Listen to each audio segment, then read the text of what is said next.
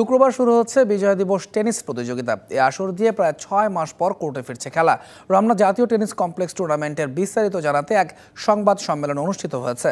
দেশের 30টি ক্লাব থেকে মোট 210 জন প্রতিযোগী অংশ নিচ্ছে এবারের আসরে।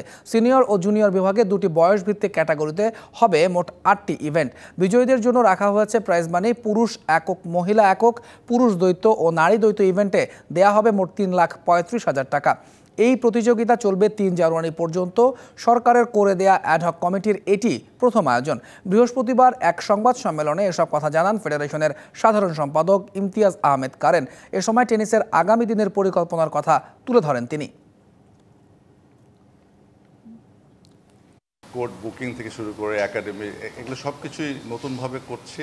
যে আমাদের উপর যে আস্থা সরকার রেখেছে, আমরা সেই আস্থা পূর্ণ করার জন্য আমরা সর্বাত্মক চেষ্টা করব। আমরা আশাবাদী যে আমরা সেটা করতে পারবো।